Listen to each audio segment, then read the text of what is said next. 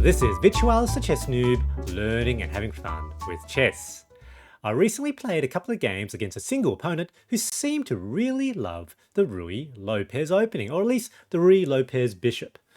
I managed to crush him in both games. Please take a look. Okay, so game one, I had the black pieces. My opponent led with the Ruy Lopez, e4, e5, knight f3, knight c6, and bishop b5, Ruy Lopez Opening. And of course, I play the Jaenisch Gambit, which is practically an anti-Ruy Lopez. My opponent decided to go for an exchange variation, so takes, knight forward, very common, and the most important move for the play with the black pieces is queen to d4.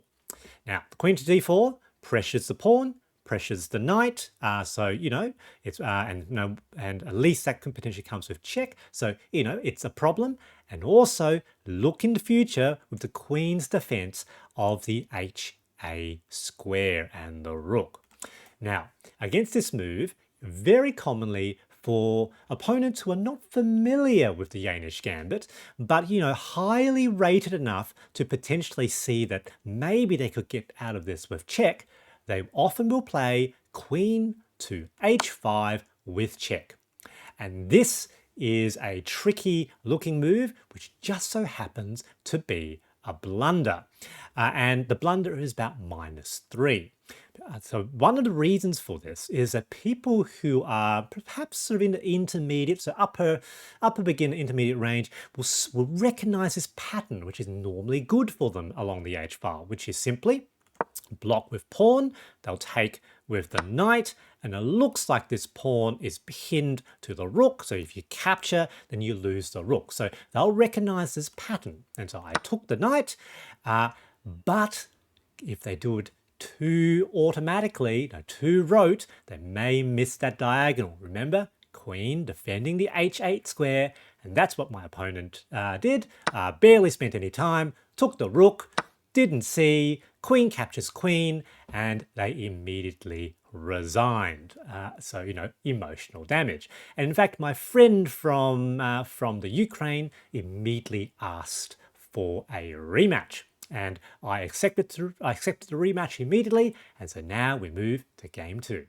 Now with game two, obviously I had the white pieces, and so I played Vienna, e4, e5, knight c3, and my opponent played bishop b4. So basically like a reverse Ruy Lopez. Now this is of course the Zhuravlev Countergambit.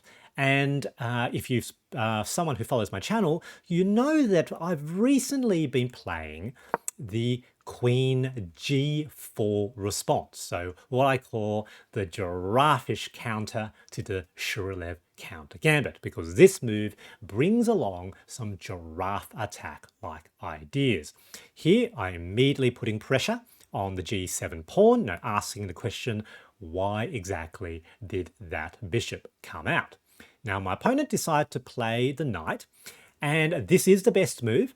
And in this position, the best move for white is to take. So queen takes g7. However, black has some pretty obvious responses to that. So rook to g8, counter-attacking the queen. Now, obviously, it's defended by the knight. The knight also defends that square as well.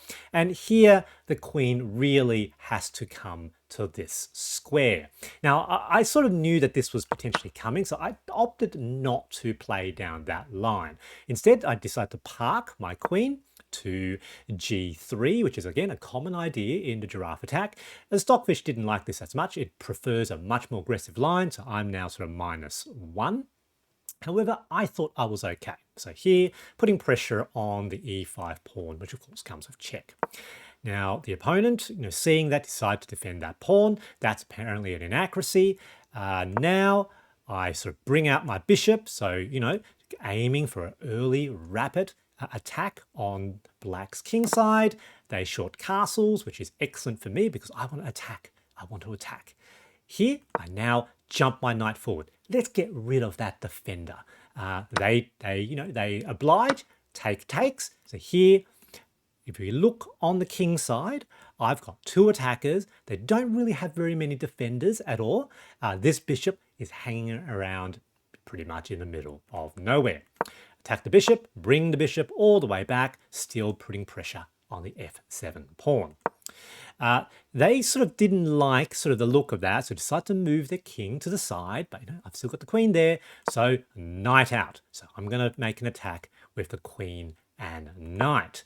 They decide to push forward, but that's okay. Knight jumps forward. Stockfish, again, doesn't quite like this move, thinks that's an inaccuracy, but I think potentially it's quite okay. Firstly, the two attacks, obviously there's a potential very nice fork here, and the knight and the queen are still potentially ganging up on the king's position. My opponent now plays the wrong move. They see the bishop and the knight, and so want to block the bishop's diagonal, and as you will see, that is a blunder. A really severe blunder, plus 6.6, because there is a separate threat not addressed by the bishop, by the knight and the queen. And this move, basically they end up losing a move. The best move for black here is actually quite subtle. It's actually, they need to defend that square, and so what they needed to do was to play queen to f6. Very subtle move, I think. Well, they didn't see that, and here I now bring queen to h4, ganging up, mate in one threat, and in fact, here black loses their queen. The best move for black is to accept the queen is lost and to immediately trade the queen for that knight. That is how bad their position is. They opted to try to not do that. They sort of attack the knight. Yes, they ostensibly to prevent the mate in one threat. But now I've got this devastating, delicious move. Knight jumps forward. It's a fork of the king and queen, a royal fork, also a discovered attack, queen on queen. Either way, they lose a queen. So if they decide to take the knight, I win the queen. If they decide to move the king, I take the queen. So here, my opponent opted instead, whoops, what did I do?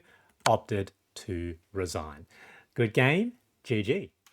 My big takeaway from these games is to learn of some methods to deal with the Ruy Lopez bishop. I hope you enjoyed this video, and thanks for watching.